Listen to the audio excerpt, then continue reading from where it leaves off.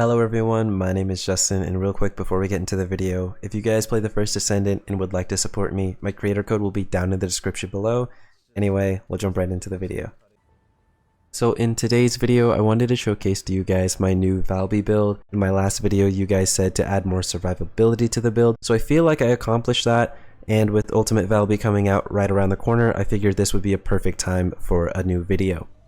Moving right into our inventory, we're going to start with our reactor. So of course, we're going to have a materialized phase reactor. This one gives me a non-attribute skill power boost ratio of 0.2 and a dimension skill power boost ratio again of 0.2. Now the bottom stat roll I think is pretty good so far. The first one here is the dimension skill power boost ratio of 0.067, and then we have a skill critical hit damage of 31%.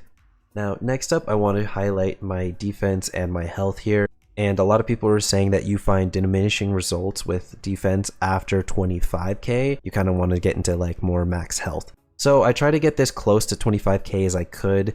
And then after that, I started speccing into max HP. So to start off here on the right with our external components, you'll see that I have the Battle Aesthetics Auxiliary Power. This one I really like because it has a defense buff at the top, and then on top of that, the set in general gives me a skill critical hit rate of an additional 18%. The second set down here, which is the Acrobat set, these two items here, the Acrobat Sensor and then the Acrobat Memory, both give me a buff at the top of max HP, and the set effect is skill power and firearm attack. I could swap both of these out to complete the set of the battle aesthetics in order to get that 4% skill power. However, I noticed with those pieces in particular, instead of giving me a max HP buff like I want, it gives me max shield, which honestly isn't really what I'm looking for, especially because I've heard max shield isn't really worth it. Going into our Descendant modules tab, you'll see all of our modules here, and of course the stats on the left. Now I'm just going to preface this by saying that the build is essentially the same from the last video, however I just added a little bit more survivability. So although the build is essentially the same and I lost out on some elements, because of our external components, I'm actually doing more damage than that previous build, which is really cool. So if you'll notice, the non-attribute skill power, of course, is the same at the 91%. Our defense, however, went up and is now at 250%. Skill power modifiers stays the same at 63%. Skill critical hit damage and crit rate are the same at 207. Now, the skill cooldown, unfortunately, went down from, I believe it was 25% down to 14%. And then, of course, you'll see here I added max HP of 52%.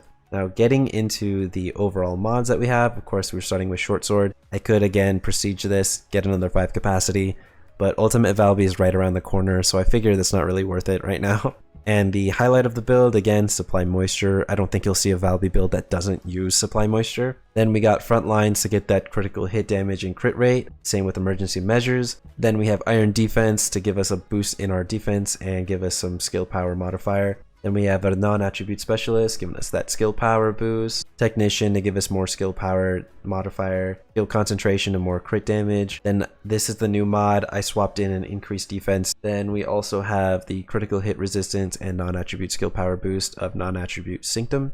Then of course we have the skill critical hit rate with skill insight, and I believe this one's new as well. It's the time distribution. This one gives me skill cooldown and max HP. Now, right before we get into the crit damage numbers, I just want to say that this build isn't as crazy as those builds that promise 300k crit damage and whatnot. I mainly just wanted to highlight the improvement that I've made from the last build video and showcase that I was able to add survivability and power at the same time onto this build, which I just thought was really cool. Anyway, we'll jump right into the damage numbers.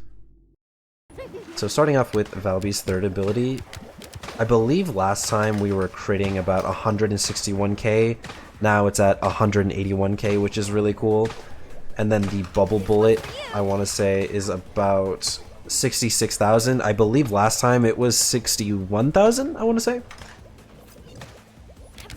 And then this ability here gives us about 82,000 per crit, which is really cool. I'm sure there's some more improvements we can make to this build, and that's what I'm really excited about. There's still so much more room for improvement, especially with Ultimate Valby coming out soon. I'm pretty sure she's gonna have more defense and more health, so then that gives us more leeway to add more damage. But I'm kind of curious what you guys think of the build.